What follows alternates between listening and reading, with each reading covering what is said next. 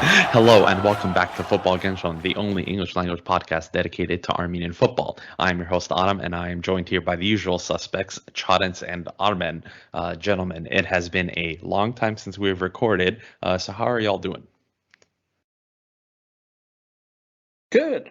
Actually, more pleasant and happy in a way about how the Germany game went down. Even the negatives were kind of positive. Hopefully, it will be the kickoff for a change next season. Well, I mean, we're as happy as we can be, only conceding 9 goals in 2 matches and scoring 1. But we're happy because we relaxed. Yeah, we had time to relax. We had time to unpack. That's why we're happy. Because it's not that we were raging at the end of it. We weren't. Obviously, I would say the first match was the more disappointing one, but we'll get into that later. So before we start, Armen, you have a few words that you want to give. Am I correct? No, I mean, first of all, you forgot about this, Aram Amot. This is our first year anniversary. Congratulations, guys, and thank you to the audience. Yeah, I forgot about that. different little detail, isn't it? Yeah, it's been 1 year of Football Kentron. Thank you to everyone that has listened to our show, that has followed us on our social medias. And if you haven't followed us, please follow us, especially our new Instagram. And we do this because we love to do it. That's literally the only reason. And we're glad to have been doing this for a year, and we hope for many more. Definitely. Yep. We want to build with this. Just like our national team. We want to build with this. That's the stuff, baby. I mean, like in retrospective, looking back, we've been through so much, both as Armenian National Team fans and Armenians, and it's been beautiful. But today is about the future, and yeah, we know these are turbulent times also in Armenia and the region and geopolitics, but also in football. Armenian football is not the exception because in all likelihood, FC Sevan will be shutting its doors and withdrawing from the professional game for the time being. But we will elaborate on everything domestic club level as well as the women's national team final window, which, by the way, is the toughest one by far for the time being too. So patience, and that's coming up on our next episode, among other many things. But what is today's episode about? Well, today's episode, we are going to be focusing on 2 things. One, we're going to be talking about the Armenian under-19 boys national team, who have made leaps and bounds and strides, kind of unexpectedly, kind of not. But we'll get into that. And then we'll also be wrapping up the men's national team World Cup qualifying campaign, giving our closing thoughts. I know sometimes it feels like we're beating a dead horse here, but we feel like now that we have seen all 10 games play out the way that they did, we can give a better picture and maybe a little bit more details, and honestly have a lot more evidence to back the things that we've been claiming for the past 9 months. But first, Chadens. Basically proving our points. Basically. The youth men's national team, the Armenia under-19s, made history this past week. What did they do? All right, I love this part because if people have been listening to the show, they know how much I'm into the talent development and youth building of our, not just our national team, but just as a coaching level. We made history. Armenian football made history. U19s, they finished second in their group and made it through the elite round. And on the way, they got the longest official undefeated streak for Armenian youth teams on every single level. And how did that play out? Well, U19, they beat Scotland after trailing 0-2 at halftime. So that's not really the biggest headline, knowing Armenian team's issues with playing a full full 90 minutes at competitive levels that we've seen before in the previous in our previous episodes. But Armenia U19 has, as of now, a new official record of 4 consecutive undefeated games. So that's the longest undefeated streak Armenia has on all youth national team levels, and it's something that we can go with. It's a huge problem. For sure, because well, it was at the time when we're watching the men's national team, but after that, this came up, and it was something nice to see, and this can grow. This can grow. Oh, definitely. I mean, we were talking about this U19 team in our WhatsApp group within each other, and we already were seeing throughout this last semester a lot of progress and a lot of promises. And honestly, I wasn't expecting results right away, but man, there was some. It was interesting watching them play because it was literally watching. And this is, of course, what it should be, a junior version of our senior national team.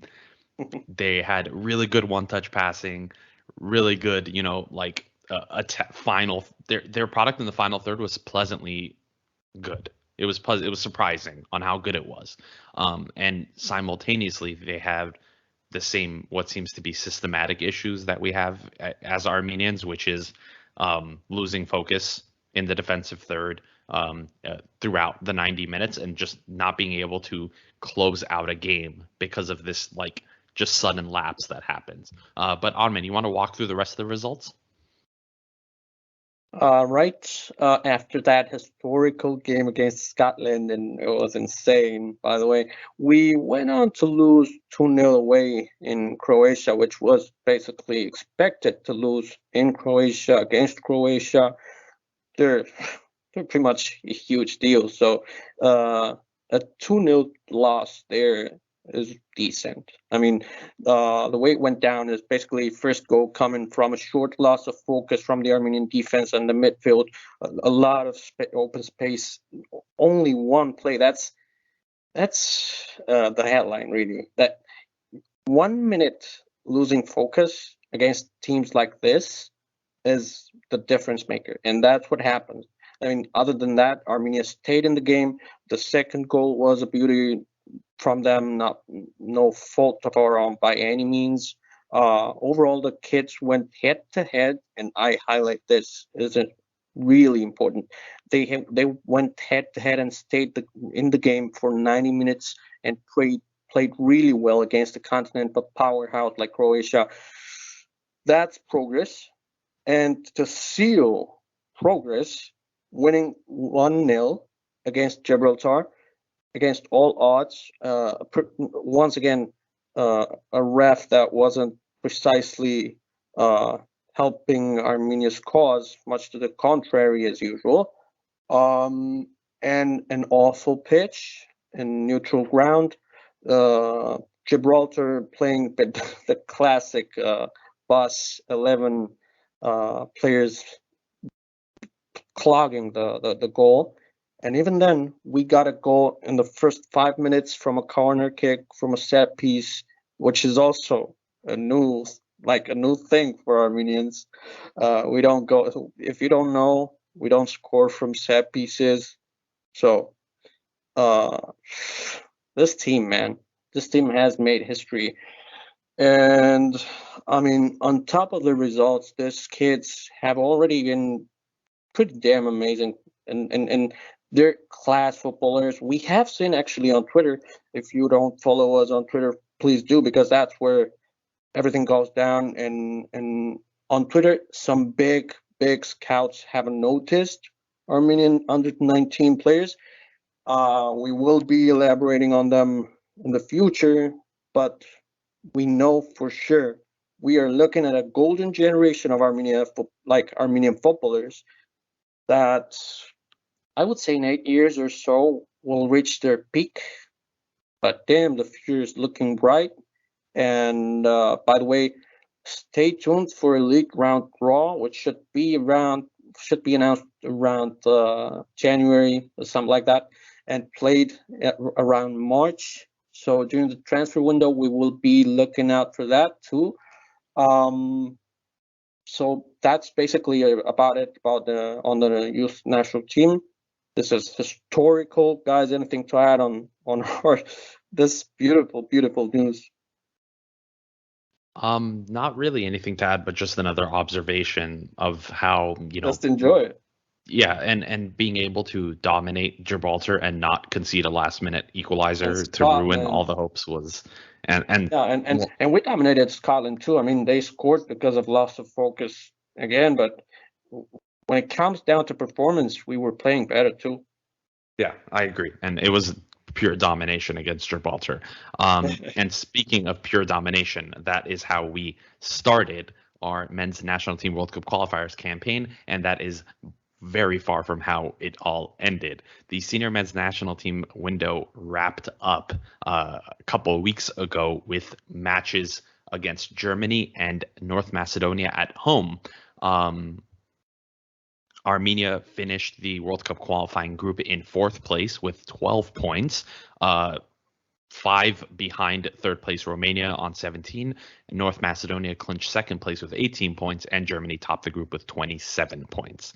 One of the major takeaways from this qualifying campaign is that Joaquin Caparros has decided that he is going to be staying with the Armenian national team. That is a great positive decision that we fully endorse here on Football Kentron. He stated in his post-match press conference after Germany that this is a project and a project that they are working hard on. Despite having a very, very good start to the World Cup qualifying campaign, winning 3 games out of 3, those happen to be the only 3 games Armenia won. Armenia ended the campaign with 3 wins, 3 draws, and 4 losses, and on 12 points. This isn't the best points total we've ever had in a World Cup campaign, and it's not the best placement we've ever had in a qualifying group. However, on overall performance-wise, I would say the first 5 matches of this qualifying campaign was the best first half of the campaign we have ever had. And I think you can't even argue that. Having 3 wins, 1 draw, and 1 loss is unlike anything Armenia has ever experienced. But there are some things and some not to mention we come from also those 3 games and the friendly draw against World Cup runners-up Croatia add up to another 4 or 5 games undefeated last year, which would be our longest undefeated streak within the way. Pretty solid damn game. Like, we dominated most of our games. Yeah, and so we, of course, have a huge defensive issue that seems to be spreading from lapses in concentration of 2 particular players that we have pointed out throughout the campaign, being Daron Voskanyan and Kamo Hovhannisyan, who have been the direct result of several goals we've conceded throughout this campaign. But let's put the negatives to the side for a second, and let's talk about the positive.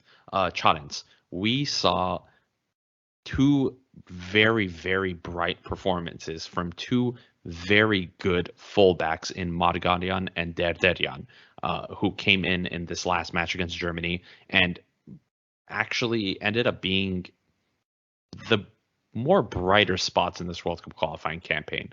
Knowing what we have as a defensive issue with, Kamo being horrible at left back and with Voskanyan being the ever-present disease in our starting lineup. How do you assess how Margarian and Derderian did? Personally, I'm waiting to see more game time from them in the next campaign that we're going to have in the Nations League. Ending the game, the whole campaign of the World Cup qualifiers, it was like a hint that they're definitely going to play at some point. Obviously, now I said that it's in June, so we have to wait, etc., etc. But considering how everything had went, I guess Kaparo's mind was, let's play them because we need to see more of them. And personally, I do see that it was too late to try them. It's better to risk it sometimes.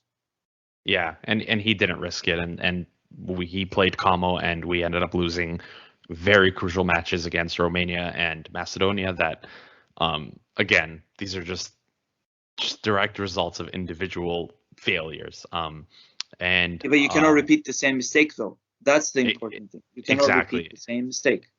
Yeah, and I think, I think it can come down, honestly, to as simple as, and Armin, I'm going to ask you for your opinion on what I'm about to say. But in this next national team camp, whether it is in June for the Nations League, or if we do have friendlies in March, which I know there's a friendly window, but we don't have any games currently announced,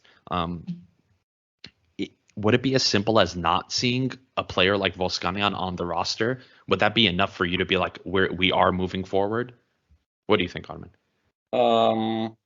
No, I mean, of course, not seeing a player like him called up would be an improvement in a way, but ultimately, and this is something I picked up on during the last few months, seeing the differences between squad lists. We have done better if squad lists were based the most on Kaparos's observations and basically merit and form and quality and potential, and less on, I don't know, history, market values, networks, and such. Because, like, for instance, we have Kamo, that is one of the top 10 most capped players in Armenian national team history. That's a fact. But then you see him play, and honestly, you can't understand how this guy has that many caps. I think I just think we have to be explicit in saying, and we have mentioned this several times, he's not a fullback. He's a right-sided midfielder. Yeah, he started though as a right back, and yeah, he's not a left back, but he is a full back technically. He does play at club level as of now, by the way, because before, like in previous seasons, he has played fullback at club level as well. That's not really an excuse, because Horik Bayramyan, for instance, is pretty much the same style in a way, fast-paced, a dribbler kind of player, but he's way better with, for instance, decision making, both in attack and defense, and specifically focusing on defense. He can actually defend, and also he's been playing winger lately, but that's the thing, he can't defend, Armin. That's literally why we've been conceding. I thought you were talking about Kamo still. Exactly. That's the difference. Yeah. And that was noticeable against Germany. Exactly. When he got subbed off, it got way worse. There was no transition play. Not just against Germany, though. It was noticeable throughout the whole campaign. Yeah. I mean, literally, I remember, and I'm going to branch out a little bit here, because I literally remember the second Iceland game that we were dominating, we were winning, and we should have sealed the deal.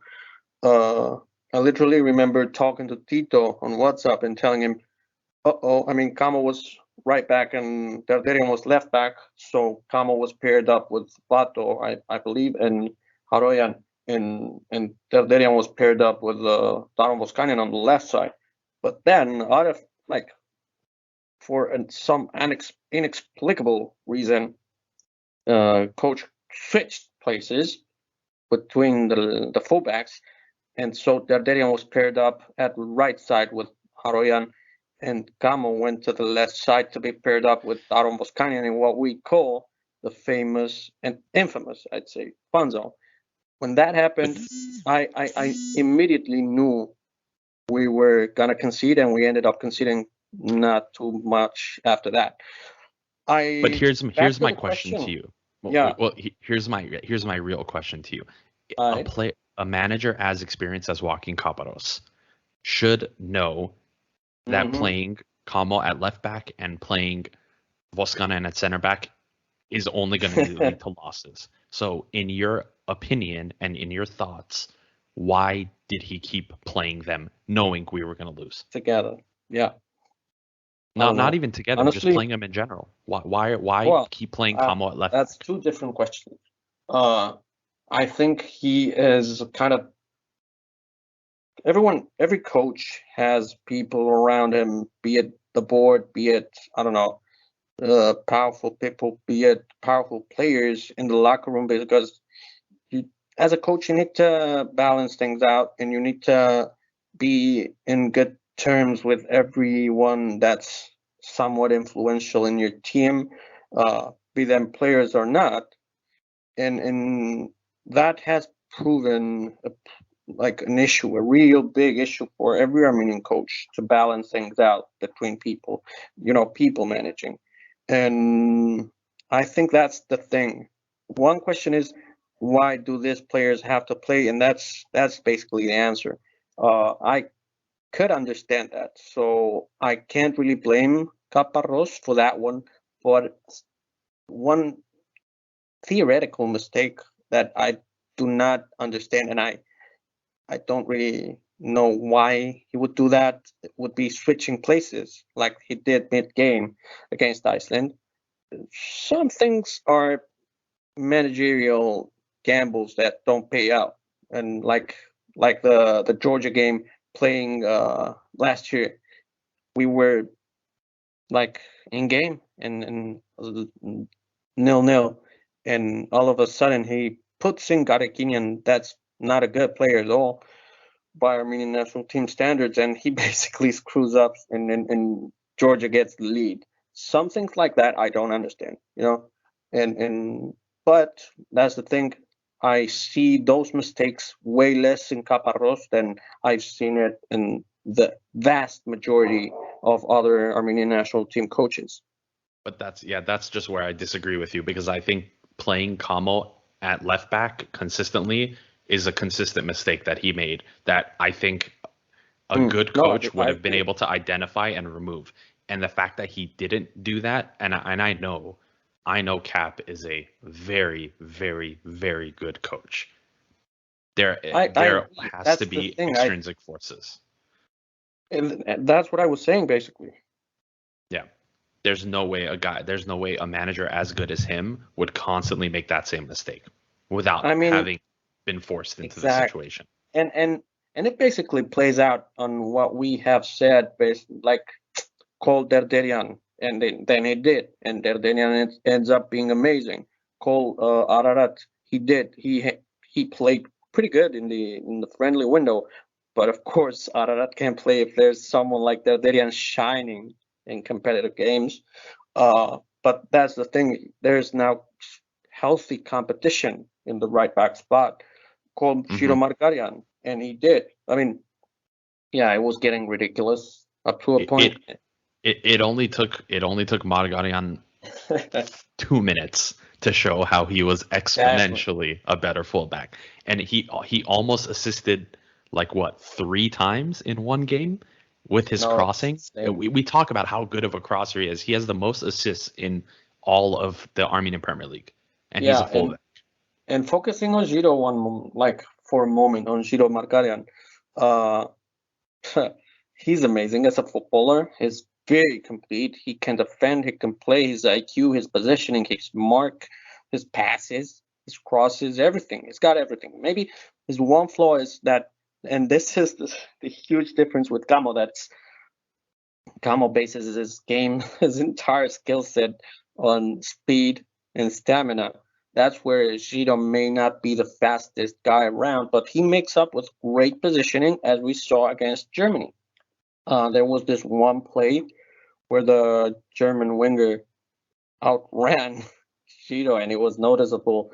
But due to Shiro's positioning in the run, going after his mark, he lost it, but then he recovered the ball from him. He tackled the German guy, got the ball, and started making the play from the back. He started building up and that ended up being a pretty good offensive play for Armenia after a defensive recovery from Shiro, and it was lovely to see. It was basically, Gamo, this is how you play football, man. It was Shiro teaching. Speaking of lovely to see, this national team window brought about several players that were newly introduced to the Armenian national team picture, and we are hoping will be mainstays in that. Chadens, let's go over some of these players. We'll do a little quick fire thing, and I want you to give me the first thing that comes to your mind when I give you a player's name. Ready? Go on. All right. First player I want to mention, Edward Spartzian. I don't think Chadens understood what I meant. He went back on mute. I was thinking what word to use. Like, what's the best word? The first thing that pops in your head. Dribbler is too basic. Wait, but I'll say dribbler. Are there rules only to say one word, Daram? Not necessarily one word, but the first thing that pops into your head. Well, yeah, dribbles. That's I don't know. Dribbles and it's much more complete. He's finesse. Speaking of dribbling and finesse, Chadens, do you remember the play that he did against Germany where he dribbled past 2 or 3 defenders and gave Bayramyan the most beautiful through ball from the halfway line? That is a perfect example of dribbling and finesse right there. He's a fantastic. So I just got it right. You got, yeah, I would say spot on. Let's be real, man. Spartzian has the whole package. He's got the whole skill set, man. Yeah, he is so good that Russian pundits are saying, how did we let this kid play for Armenia? Why is he not playing for the Russian national team? Wow, that's the best thing to hear. Yeah, which is cool. Second player I want to throw out to you guys, Jirai Shahoyan, another player that made his national team debut during this World Cup qualifying campaign. He fell off a little bit at the end as he wasn't called up in the last 2 camps, but we have seen little sparks here and there of what this future little magician can do. So what is first thought that comes to your mind? This is harder than I thought. Now I would say dribble and finesse. Yeah, I guess. Shiro is a much more of a specific type of player. He's very technical. I'll give you this. I would say. Threat. Yeah, he is a threat. I think he's a threat anytime he's on the ball, and we saw that especially against Romania. We saw that against Iceland. I mean, the kid he loves to take someone on one-on-one, and he's going to win that 90% of the time. I'll give you an extra kind of thing.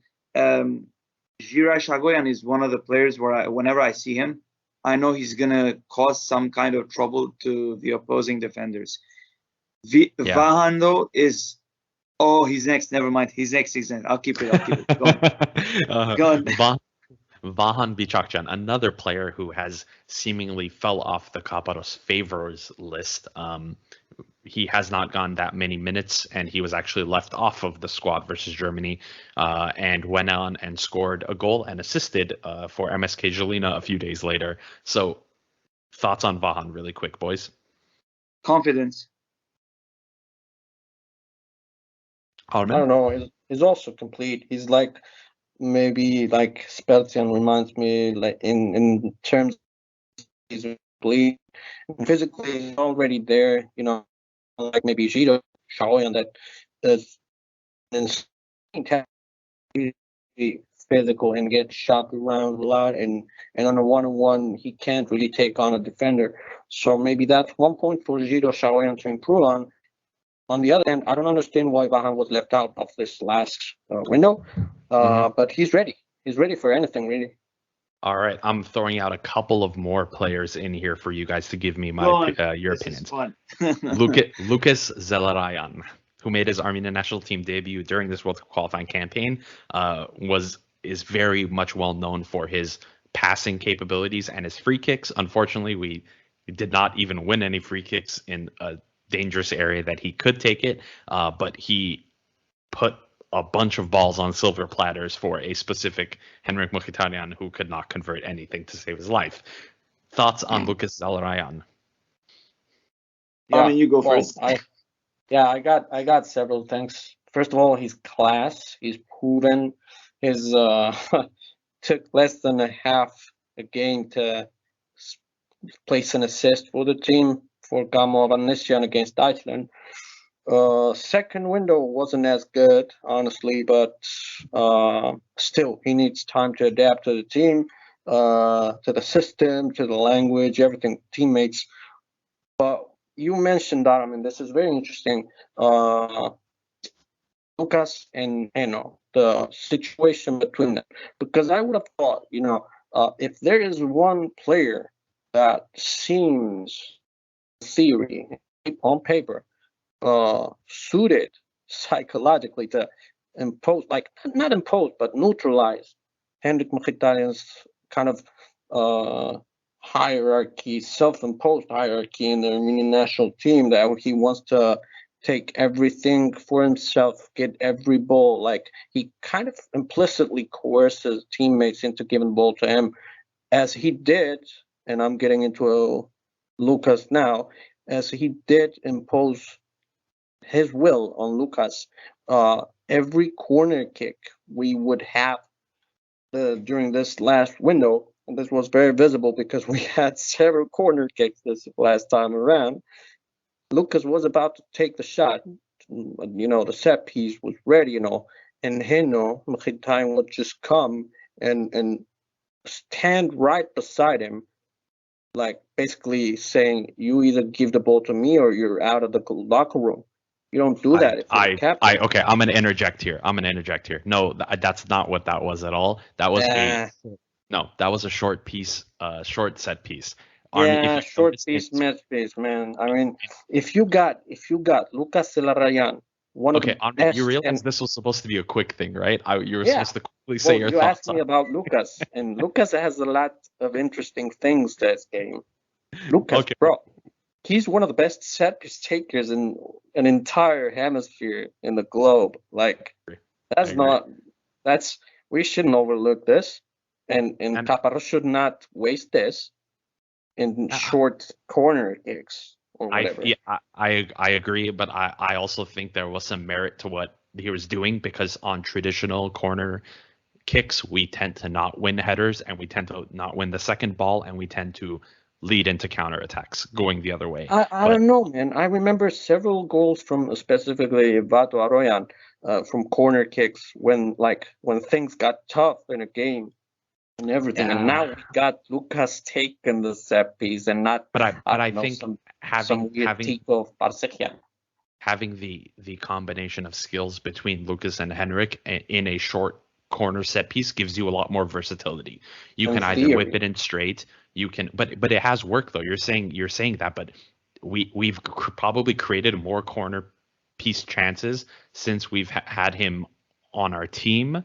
Not only because of how he can directly whip it in. Yeah, we have. Yes, we have. Absolutely. No, man. Most corners we got this last window were tasteless. Like, didn't get anything because they were not a set piece from Lucas. They were short corner kick. I disagree. Our best chances came from open play.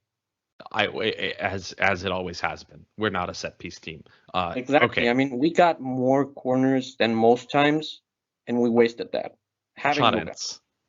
Lucas Zelarayan, quick thoughts.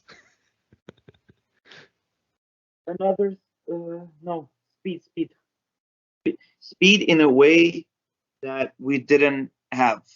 Speed in play. Okay, that I could see that. What I say about Vahan is that compared with Jirai, is that Vahan is he's more decisive. I mean, that's why he's more of a center attacking midfielder, and Jirai is a winger. Vahan is more, he sees and reads the game than Jirai. Jirai is very attacking and very much big of a threat. But anyway, that's because of being a winger. All right, and last player. Honestly, before we move on, during that 9-game undefeated streak, let's be real. I remember the one-touch game from Armenia was insane. Like, it was top European level. Yeah, Lucas brings a lot of IQ, but that doesn't mean we used to be bad. Like lately we have, but you guys remember how we used to play last semester out, uh, all throughout the 9-game undefeated streak. It was like one pass, one touch, one pass, bam, bam, bam, goal. And that's why I kept asking what happened to the one-touch passing. I was asking that throughout the second half of the qualifiers. You know what happened. Well, yeah. Let's build sports centers and let's let them play futsal, and then Armenian talent will develop like that in one-touch passing. Good idea. That's how Brazil got so good. All right, final player on this list. That's a whole different story. Nadik Grigoryan, It's the captain of the under-21 Armenian national team and winger for Urartu, and he made his national team debut, kind of like the Jirai Shahoyan replacement for this camp. Equally as good, in my opinion. Does lack some important things here and there, but overall a very, very clearly talented player and leader. Quick thoughts on him. Nadik is the basic, perfect example of what I was saying on the short pass thing. We already have short pass players that can perform that at like elite levels. Nadik is the perfect example. Chonitz, anything to add on Nadik? To be honest, no. I want to see more of him to be more confident in what I want to say. Well, if you want to see more of him, you should check out the Armenian Premier League, where you can watch all the matches live on YouTube. Well, yeah. There you go, plug. Great way of advertising it. Yeah, there you go. Because he scored some incredible goals. Yeah, for those that don't know, Nadik is basically Armenia U21 captain, offensive midfielder all around, very complete, and plays for Urartu, which is the Ajax of the Caucasus. Pay attention to that team in particular, and Nadik as well. Yep, and so that's going to wrap it up, I would say, for Armenia's World Cup qualifying campaign. We didn't want to discuss the matches in detail because there wasn't really a point, honestly, in doing so. I think we've beat a dead horse with that one. But we did want to highlight some of the new players, highlight some of the things that we liked about what was going on, and essentially just give closing thoughts, because at this point, I think we've given a pretty good description of our opinion of the team and our opinion of where the direction of the team should go. But speaking of where the team should go, we have several players listed here, Armen, who we think are almost ready to make national team debuts. One area that we feel as though we need someone maybe sooner rather than later is a goalkeeper.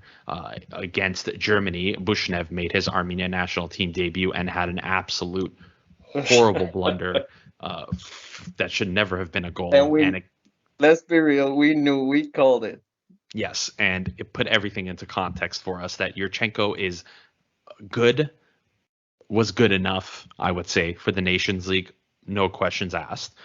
World Cup qualifiers was a different animal, and it showed that he wasn't able to keep up on many instances. Bushnev is clearly not good enough. And we have some other goalkeepers that are a little less experienced right now, but can maybe make the leap. And I'm talking specifically about Grigori Matevosyan, the 22-year-old goalkeeper from FC Noah in Armenia. Matevosyan was an Urartu Academy product that somehow didn't make it into the first team and slipped into Noah, and due to injuries, found himself in the starting lineup. And he has been very, very good for them since. To paint a little bit of a picture for our listeners, Matevosyan is a giant in terms of Armenians. He's 6'1", I believe. He has a very large wingspan, and he has this knack for saving penalties. We have watched Noah throughout the season a lot so far, as we do feel they are one of the title contenders. They're currently on the outside looking in, but I would put money on them making it into the top 4 by the end of the campaign. Boys, I'll leave this open to anyone who wants to discuss it. Goalkeeper situation. Do you think calling up Matevosyan for the Armenian national team and starting him is a good idea. Let's just say hypothetically we have March friendlies. Would you like to see Matevosyan start in a March friendly? Yeah, definitely, especially on a friendly. Friendly, why not? Just play him. There's two things here. A, he's 22 years old. He's very young. So you don't want to like put extra psychological stuff on him. I don't know how his mind is. I honestly don't know him personally. But from an APL perspective, he plays at the same league as Buchnev and Yurchenko and all the others, and is way younger, specifically 11 years younger than both Buchnev and Yurchenko. And he's already better at 22, which for a goalkeeper is really young. He's already better at the same competition than 11-year-older Buchnev. So, is it ready to defend? Is Grigori Matevosyan ready to defend the Armenian goal, the Armenian national team goal? Definitely. And I honestly, it's time, and I would like to see Ivazov as his replacement, and Yurchenko, of course, because, by the way, Yurchenko has been dealing with injuries this last year. So that's a little bit of context into why he hasn't been playing all that much at club or national team levels. But Matevosyan is definitely ready. And we also have Nersesyan. Of course, for me, Matevosyan is the first choice. Okay, now let me. This is coming your direction, Chadens. We have two Armenian goalkeepers that currently play abroad in Manuel Nazaretian, who plays for Marseille B, and we also have Varujan, who plays for Rayo Vallecano. Now, these two players, although playing at better clubs, they're not necessarily playing at a better level currently, and we don't really even know how much game time they even get. So if you had a choice between playing Manuel Nazaretian, who plays for Marseille, Varujan Hovhannisyan, who plays for Rayo Vallecano, and our boy Matevosyan, who plays week in, week out for Noah, who would you select, Chadens? The answer is obvious, Matevosyan, because you already said it. The other two are very young, firstly. Secondly, they don't get enough time. The goalkeeper needs to be decisive. So he therefore needs to be playing a lot of games. Even if he's young and he's playing a lot of games, it shows that he is a decisive player, because the goalkeeper needs to be aware of the game. If there's a goalkeeper who's playing often and also is young, which is a very good bonus, especially for our national team, where we always focus on bringing players with experience because they can decide the games, it will be better to have Matevosyan, definitely. And also, to add, Yurchenko's time is maybe coming up. Obviously, it's his decision, but Yurchenko is growing older. Yeah, he might not retire yet, but... By the way, he's only 1 year older than Buchnev, for instance. I'm just throwing that out there. That's another good point. The point is that not just because they're old to step out of the way, but my point is to break this barrier of he's old, he has experience, he should play over anyone. If you get enough game time, you build experience and you grow better. Yeah, I think it's going to be really telling to see in the next camp what goalkeepers he calls up, because at this point, I just don't see a reason to ignore Matevosyan. He's playing every week for Noah. Noah's one of the top clubs, probably going to have Europe next year. But even before that, I mean, you're right. There's no reason why you shouldn't call this kid up. And I think just for consistency's sake, I think that's why he was calling up the Urartu goalkeepers and Buchnev and whatever, because he just wanted to keep the same few goalkeepers. But I wouldn't be surprised to see a rotation, and I would be very disappointed if Matevosyan wasn't included in the next squad for the friendlies. I want to see the other goalkeepers play 1 or 2 games as well. The other Urartu goalkeepers as well, to have a game, to have a shot. I still think Aivazov is great. Honestly, he's 25. Of course, he won't exploit his full potential already, we can tell, but he's still pretty decent and also better than Buchnev. By Armenian Premier League standards, Aivazov is the second best, in my opinion, after Matevosyan. Sure. But he hasn't even been playing. Details. That's the that's awful. So I don't know. I can't. I personally don't think Ivazov's that good. I don't think Beglarian's that good either. I think they're APL level goalkeepers, and I think that's the best they'll ever do. That's just my. And even then, I think Ivazov is better than Beglarian, and the reason they both play at Urartu is basically why Matevosyan had to leave the club. Inexplicable as well. One of those many inexplicable things in Armenian football, but. For a change, it's been working out pretty damn well for Matevosyan and thus for us as well. Yeah, and just to put this into context for everyone, so Matevosyan's currently competing with two Russian goalkeepers, Pavel I can't even pronounce this, Ovchinnikov and Nikolai Novikov, who are 23 years old and 21 years old respectively. So he's competing with people in his similar age group for the starting goalkeeper spot, and that I believe Ovchinnikov had it before, and he actually joined from Velez Moscow, which was where Galloyan played. Fun fact, Galloyan played. But I just think, again, he is a very good goalkeeper and he deserves a chance. I think we should just leave it there. Next up is a player that I know Armen has been lobbying for a very long time, but now currently finds himself in a very interesting predicament. I'm, of course, talking about Artur Kardashian, who is a 25-year-old central defender for FC Sevan, the now withdrawn club in the Armenian Premier League. FC Sevan's owner had a little bit of a fallout with the federation, and they decided to withdraw from the league. This will be, I think, the 8th consecutive year that Armenia will not finish with all of its clubs. So now this leaves us in a little bit of a pickle because we have this player here in Kardashian, and I guess we can, couple him up with Danielian. I was thinking Danielian, but what happens to Kardashian now? We know he's a player that we feel should be in the national team picture. He was a Punic Academy product. He is a very good defender.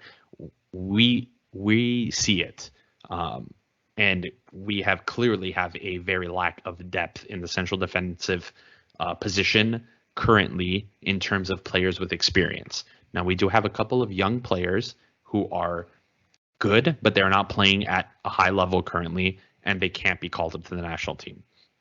Danielian, on the other hand, is playing at the same level as Voskanyan, for example, but he is clearly a much better defender. This question is kind of going to be two-part. One, because Sevan isn't going to be existing anymore, so what's going to happen to Danielian? And two, what is it going to take for him to make it into the national team? Both Kardashian and Danielian, I think what's going to happen is for them, and the two questions are together in a way, because once they go wherever they're going to go, because it's a fact, they're both becoming free agents. They are basically going to be wide open doors for the Armenian national team. The Armenian national team has always had this thing where the more in better terms a club is with the federation, the more likely it is the national team will be looking at that particular club for call-ups. So now that they're leaving Sevan, they're gonna have better chances. In Artur Kardashian's case in particular, it's pretty simple, really. Sevan or not, he is hands down, unquestionably the best center back in the Armenian Premier League. Stats say that, and performances say that.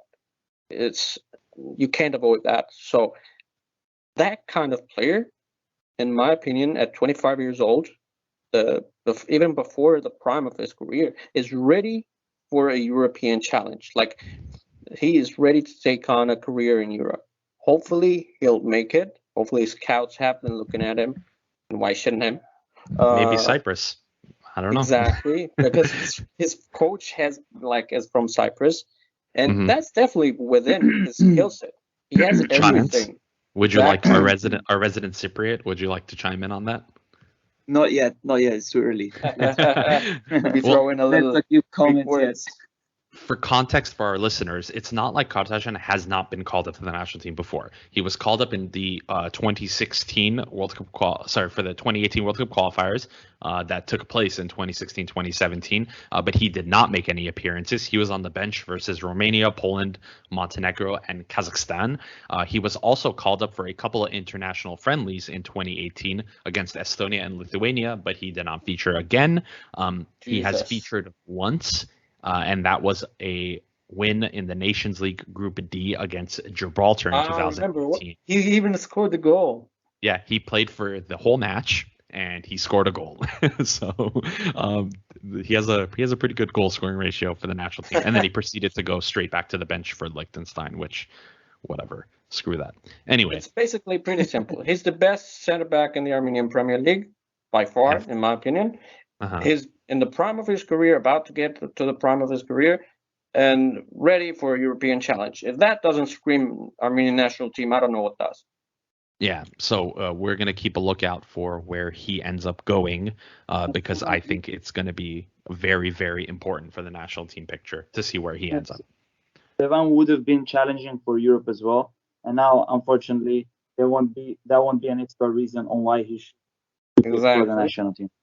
Yeah, exactly. The fortress of the lake, and in a way, it's timely that they withdraw by the end of November.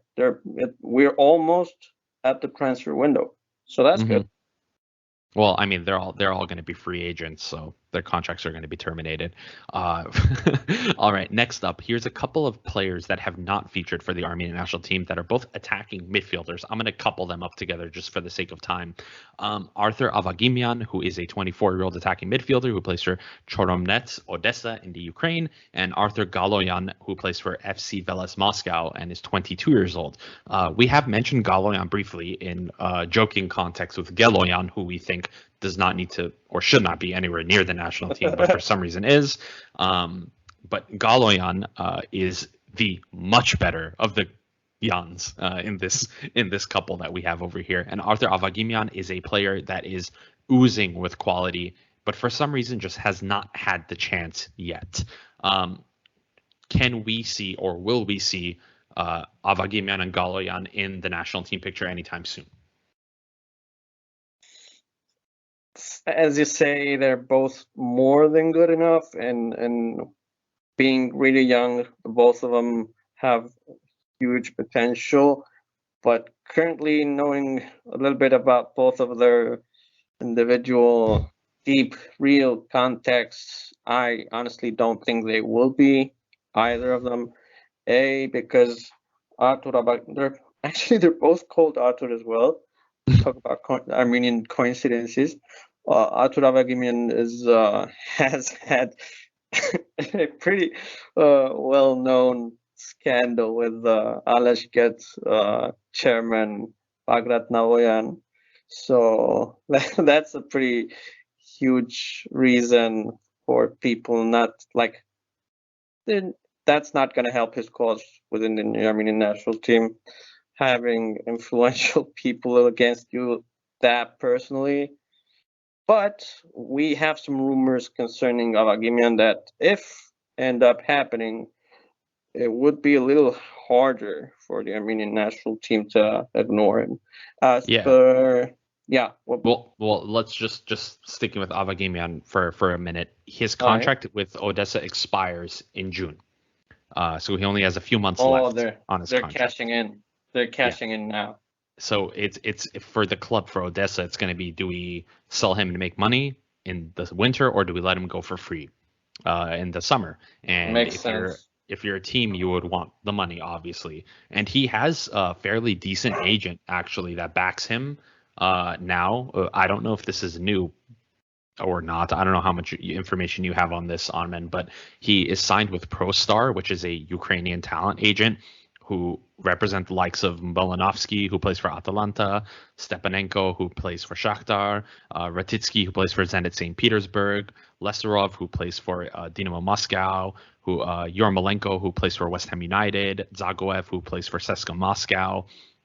Jesus, wow. So he is now backed by Ilyin, who plays for Krasnodar. He's backed by a very, very good agency now, which I am fairly certain was not the case before. So now the question just becomes, where are they going to get him? His output for Odessa has been very good. He's participated in 30% of the goals scored by the club. That is big. That means 1 out of every 3 goals he has a hand in that the entire club has scored this season. I would say very much worth a look for most, and I'm sure a lot of Eastern European clubs are looking in his direction. But we can move towards Galloyan now. It's a little more of an interesting one, Galloyan, because he had a trial at CSKA Moscow. Yeah, for the record, both of them have openly stated they want to play for Armenia.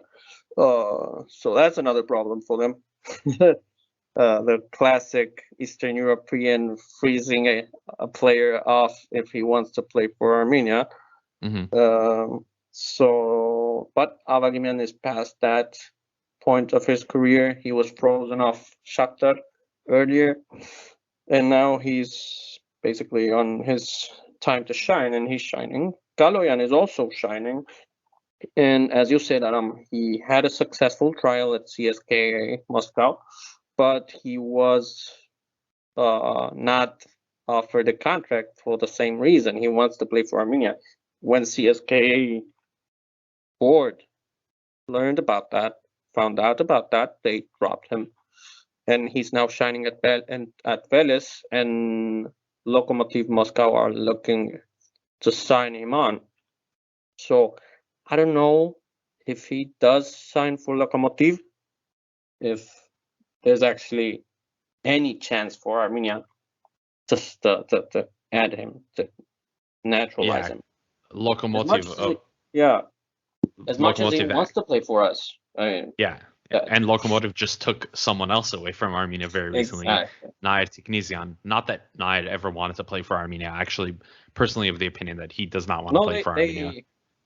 Tiknisian said he wanted to play for Armenia earlier in his career, but now for the sake of his club career as a pro, he has to kind of be lenient and put his head down and say, if Russia called me, I'll do the deed. The good thing, though, is he hasn't still been called up by Russia. So he's still eligible on third year of his pro career. So if things stay like this for Tiknisian, I believe by this time next year he would be open to joining us. So let's dive into a little bit of detail with Galloyan, as we did previously. Galloyan has been in the starting 11 for Veles Moscow in 88% of their matches this season. For context, Veles Moscow plays in the 2nd division of Russian football. He has participated in 50% of the goals that Veles Moscow has scored this season, meaning every other goal that Veles Moscow scores, he either scores or assists in it. So he is clearly a very, very influential player within Veles Moscow's current setup. Veles is sitting right now, if I am not mistaken, 9th in the league, and it's looking like promotion is probably not going to happen. But Artur Galloyan is too much of a talent to pass up. Transfer Market currently values him at $660,000. That was last updated in May. Whoa. Which would actually make him one of the most expensive Armenian players. So despite playing in the 2nd division, he's clearly getting noticed, I would say. Whether or not he gets called up to the Armenian national team is a bigger question because, of course, as Armen previously mentioned, he does want to play for Armenia. He's made that very much known. And he had a trial at CSKA Moscow, and we are of the opinion that him wanting to play for Armenia is the reason why he was not signed. But we can't know that for certain. I mean, two assists in 2 games at a trial in 1 week are, I would say, successful. Yeah, I would agree. So there's obviously something else going on there. But that's and also by the way, the CSK coach at the time stated openly in press conference that he really liked Galloyan. So another reason. Yeah, that's true. So and we know Joaquin Caparros has said in his press conferences that there are players that he has been monitoring. There are players that he felt were not ready at the time, but he has hinted that we will be seeing new faces. And since we're currently focusing on the big picture and future projects and future players in Armenian football, there's a little bit of news that we want to get into briefly. PSV Eindhoven, the Dutch club, has signed a pre-contract agreement with the Football Federation of Armenia and are currently in talks / negotiations to open up a PSV academy in Armenia. Now, what that will look like in terms of structure, whether there will be a PSV Yerevan or some sort of such club, or whether it will stay only a youth club, is currently unknown. But we will keep you guys posted on that. I think that's a very, very excellent piece of transition as Armenia and the Football Federation look to grow the sport in Armenia. Having a club like PSV and the Dutch, who are very much known for developing the best talent in the world, in Yerevan is huge. And this comes shortly after news that Inter Milan has actually opened up an academy in our neighbors to the north in Georgia, funnily enough. But we'll keep a lookout for that and let you guys know if anything comes out of that. So what to look for? We'll have 1 or 2 episodes before we take a pause in the winter, and our pause is going to coincide with the European leagues, and a lot of the leagues that Armenian players play in tend to have harsh winters, so they will be going on pause as well as it does the APL. So we will be covering the women's national team, the APL and VBET Cup, European club competitions, Armenian players abroad, and a lot more big picture stuff. So look out for that. We'll should have 1 or 2 more episodes before the close of the year, and then we will take a short break and we will come back for Football Kentron season 2. I was very excited to be kicking off our second year ever as a podcast and as a project. So if you guys have anything else to add before I close off the show. I think looking big picture, there are more positives than negatives and by far during this last year, this 2021. I think there's plenty of reasons to be optimistic. Chadens? Yeah, we saw a lot this year. Over the year that we've been doing the podcast, we've been keeping up more with many good things. There have been a lot of positives, and there are still a lot more to come. There are still a lot more things to develop, and we're 1,000% excited. Yep, yes, and there is a lot to be optimistic for, despite the results in the World Cup qualifying campaign. Unfortunately, we will be missing out on the World Cup again, but whatever. It's not like we haven't before. The UEFA Nations. To understand the results, you gotta know what's going on behind the scenes and around. You have to know that there are more players than Mkhitaryan, just for international listeners. among other things, yeah. Yes. So our next competition will be the international competition, will be the UEFA Nations League, which will begin next June. Since the World Cup is going to be a Winter World Cup next year, the Nations League will take place in June and in September. And Armenia will know its group next month, I believe, is when the draw happens. So we will give our initial thoughts and opinions. Of course, Armenia is going to be playing in League B next year, so against a lot tougher competition. I think it's the optimal way, Nations League Division B, to showcase Armenian talent. Not focusing on results, just showcase your talent. Exactly. So hopefully, not hopefully, we will have our thoughts and opinions once that draw takes place. So look out for that coming soon. There may be March friendlies. If there are, of course, we will cover those as usual. But until then, we will be doing our usual news and players abroad shows. We had a little bit of a national team quick attack, of course, because of the new schedule and because of COVID and how everything played out. But on behalf of the boys here, on behalf of Football Kentron, thank you for listening to us. Thank you for 1 year of Football Kentron. We're very happy that we have been able to reach a year with this project, and we hopefully next year is a better year. On behalf of the team over here, Chadens, Ahmed, and Tito, who is not on today, thank you for listening, people.